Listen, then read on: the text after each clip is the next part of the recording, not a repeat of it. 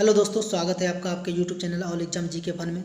दोस्तों, आज हम टॉप क्वेश्चन को लेकर आए हैं जो आपके आने वाले एग्जामिनेशन के लिए हेल्पफुल साबित होंगे। तो इस वीडियो का पूर्ण जरूर देखिएगा और यदि आपको ये वीडियो पसंद आए तो इसे लाइक शेयर जरूर कर दीजिएगा।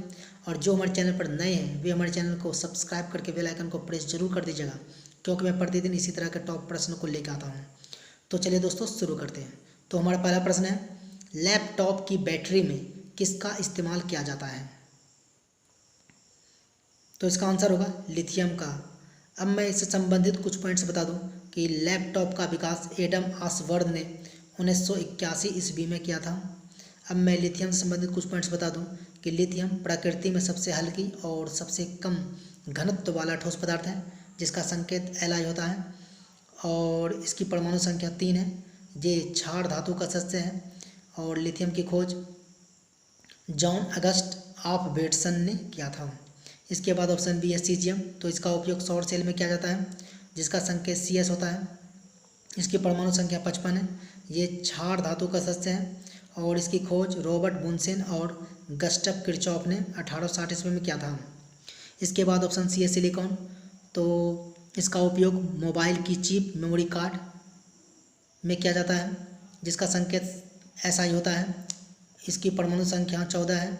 ये उपधातु है और इसके अलावा इसका उपयोग कंप्यूटर चिप्स में भी किया जाता है। इसकी खोज जोन्स जैकब ब्रजेलियस ने किया था 1824 ईस्वी में, जो स्वीडन के वैज्ञानिक थे। इसके बाद ऑप्शन डी है जर्मेनियम। तो ये एक उपधातु है।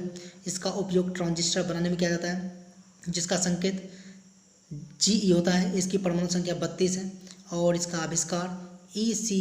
विंकलर ने 1886 ईस्वी में किया था। तो इतनी सारी जानकारी हमें इस प्रश्न से प्राप्त होती है, तो आप इन सभी को भी याद रख लें, क्योंकि प्रश्न किसी से भी आ सकता है। तो चलिए आगे बढ़ते हैं। तो हमारा अगला प्रश्न है, पांडु रोग किस विटामिन की कमी से होता है?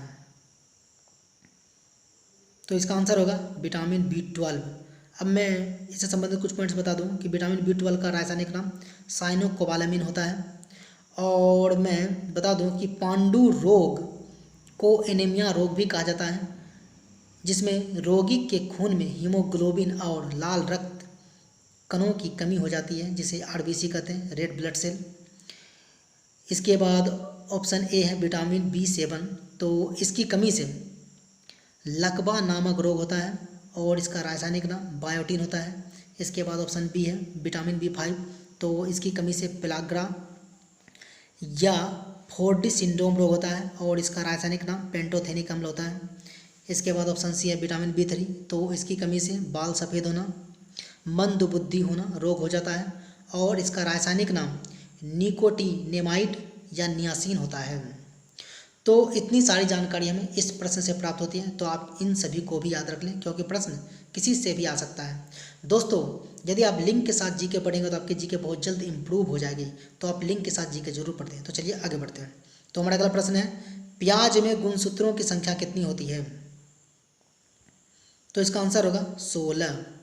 अब बात गुणसूत्र की आई है, तो मैं इससे संबंधित कुछ पॉइंट्स बता दूं, जैसे एस्केरिस में गुणसूत्रों की संख्या 2 होती है, मच्छर में गुणसूत्रों की संख्या 6, घरेलू मक्खी में गुणसूत्रों की संख्या 12 होती है, मटर में गुणसूत्रों की संख्या 14 होती है, मक्का में गुणसूत्रों की संख्या 20 होती है, टमाटर में गुणसूत्रों की संख्या 24 होती है, मेढक में गुणसूत्रों की संख्या 26 होती है, नींबू में गुणसूत्रों की संख्या 36 होती है, बिल्ली में गुणसूत्रों की संख्या 38 होती है, चूहा में गुणसूत्रों की संख्या 40 होती है, गेहूँ में गुणसूत्रों की संख्या 42 होती है, खरगोश में गुणसूत्रों की संख्या 44 होती है, मनुष्य में गुणसूत्रों की संख्या 46 होती है, आलू में गुणसूत्रों की संख्या 48 होती है, चिंपैंजी में गुणसूत्रों की संख्या 48 होती है, तंबाकू में गुणसूत्रों की संख्या 48 होती है, घोड़ा में गुणसूत्रों की संख्या 64 होती है, कुत्ता में गुणसूत्रों की संख्या 78 होती है, कबूतर में गुणसूत्रों की संख्या 80 होती है, टेरिडोकाइट्स में गुणसूत्रों की संख्या 1300 से 1600 के बीच होती है। तो आप इन सभी को भी याद रख लें, क्योंकि प्रश्न किसी से भी आ सकता है। तो चलिए आगे बढ़ते हैं। तो हमारा अगला प्रश्न है, धान का वैज्ञानिक नाम क्या है? तो इसका आंसर होगा ओरियाजा सैटिवा। अब मैं कुछ पॉइंट्स बता दूं कि सन 1753 ईस्वी में कैरोलस लिनियस नामक वैज्ञानिक नाम का प्रचलन किया था। अतः मैं जीवों के वैज्ञानिक नाम को बता दूं, जैसे मनुष्य का वैज्ञानिक नाम है होमोसेपियंस, मेढक का वैज्ञानिक नाम है राना टिग्रिना, बिल्ली का वैज्ञानिक नाम है फेलिस डोमेस्टिका, कुत्ता का वैज्ञानिक नाम है कैन्स फैमिलिज, गाय का वैज्ञानिक नाम है बोस इंडिकस, मक्खी का वैज्ञानिक नाम मस्का डोमेस्टिका, आम का वैज्ञानिक नाम मेंजीफेरा इंडिका, गेहूं का वैज्ञानिक नाम ट्रिटिकम एस्टिवम, मटर का वैज्ञानिक नाम पीसियम सैटिवम, चना का वैज्ञानिक नाम है सीसर एरिजेंटम, सरसों का वैज्ञानिक नाम है ब्रासिका कैम्पेस्ट्रीज। तो आप इन सभी को भी याद रख लें, क्योंकि प्रश्न किसी से भी आ सकता है। तो इतनी सारी जानकारी हमें इस प्रश्न से प्राप्त होती है। तो चलिए आगे बढ़ते हैं। तो हमारा अगला प्रश्न है, क्लासिक कप किस खेल से संबंधित है? तो इसका आंसर होगा पोलो। अब मैं पोलो संबंधित कुछ और भी कप बता दूं, जैसे Ezra cup, Prithvipal Singh cup, Radha Mohan cup, ये सभी पोलो से संबंधित हैं।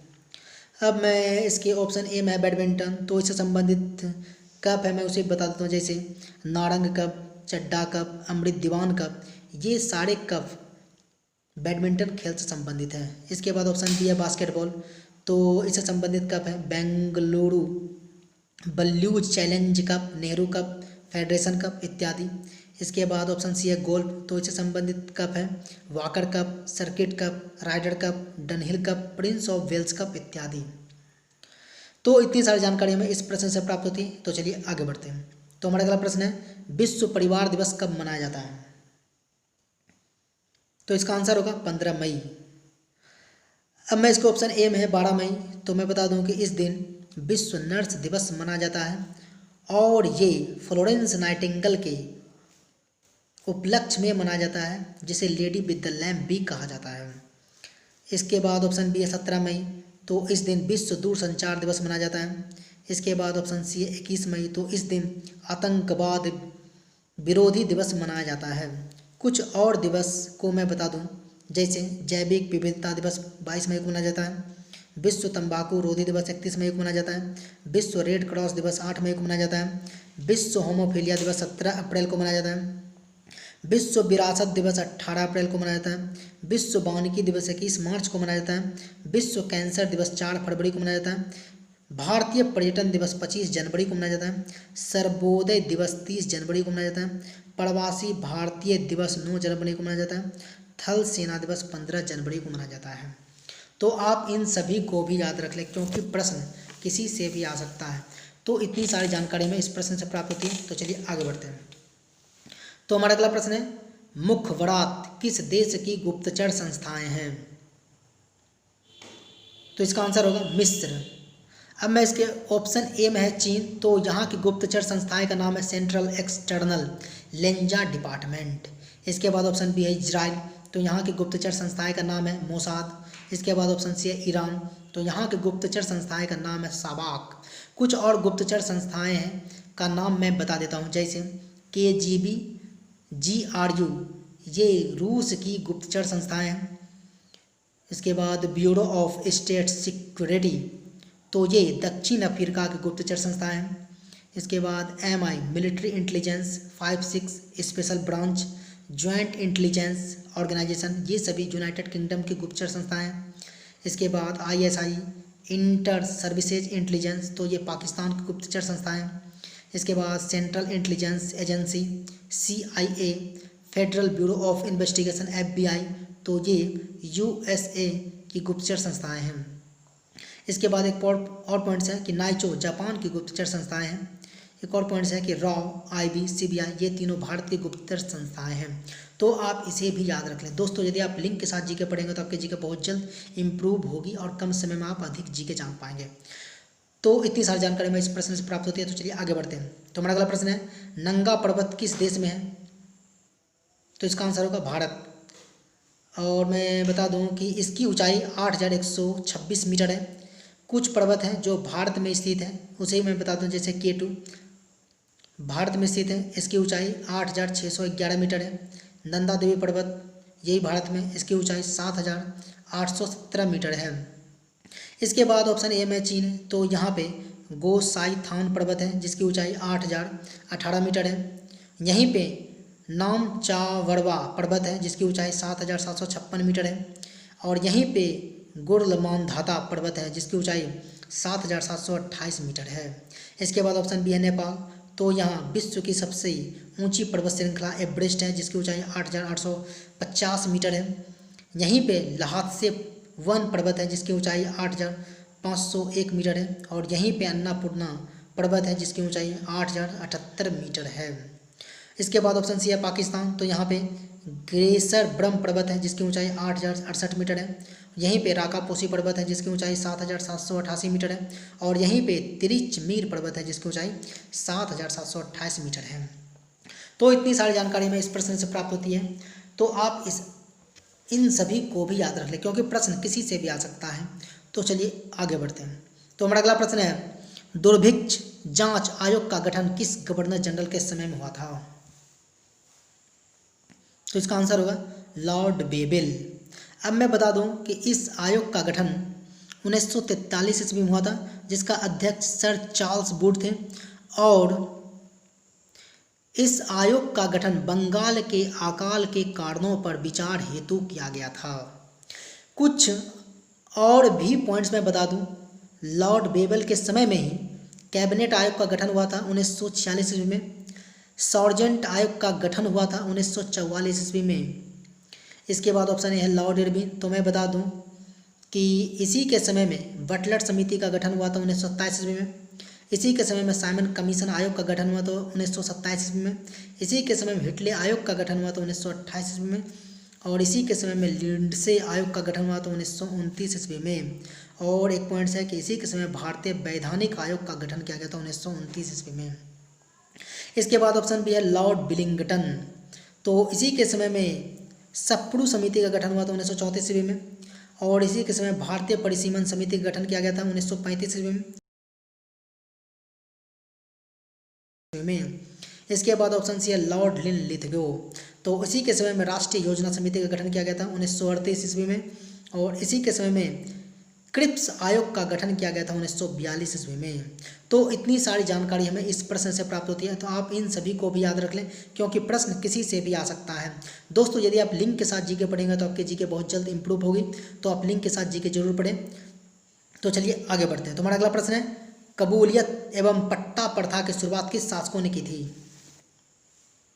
तो इसका आंसर होगा शेरशाह। अब बात शेरशाह की आई है तो मैं इससे संबंधित कुछ पॉइंट्स बता दूं कि शेरशाह सूर साम्राज्य के संस्थापक थे और ये अफगान का था।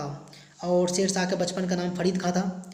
शेरशाह बिलग्राम युद्ध 1540 ईस्वी के बाद दिल्ली की गद्दी पर बैठा था। इसके बाद शेरशाह ने 1541 ईस्वी में पाटलिपुत्र को पटना नाम से पुनः स्थापित किया था।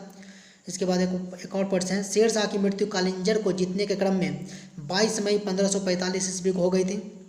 और शेरशाह ने ग्रैंड ट्रैंक रोड की मरम्मत भी करवाई थी। और एक पॉइंट है कि डाक प्रथा का प्रसंग शेरशाह के द्वारा ही किया गया था। और मैं बता दूं कि शेरशाह का मकबरा सासाराम में है। तो आज इतने सारे प्रश्नों के विषय में जानकारी प्राप्त की है। तो दोस्तों यदि आपको हमारा वीडियो पसंद आया हो तो इसे लाइक शेयर जरूर कर दें क्योंकि यदि आप लाइक शेयर करते हैं तो मुझे मोटिवेशन मिलता है ताकि मैं आपके लिए और अच्छे अच्छे प्रश्न को लेके आऊँ। तो आप इसे लाइक शेयर जरूर कर दें। और जो हमारे चैनल पर नए हैं वे हमारे चैनल को सब्सक्राइब जरूर कर लें क्योंकि मैं प्रतिदिन इसी तरह के टॉप प्रश्न को लेकर आता हूं। तो इस वीडियो में फिलहाल इतना है, मिलते हैं अगले वीडियो में। तब तक के लिए गुड बाय, आपका दिन शुभ हो।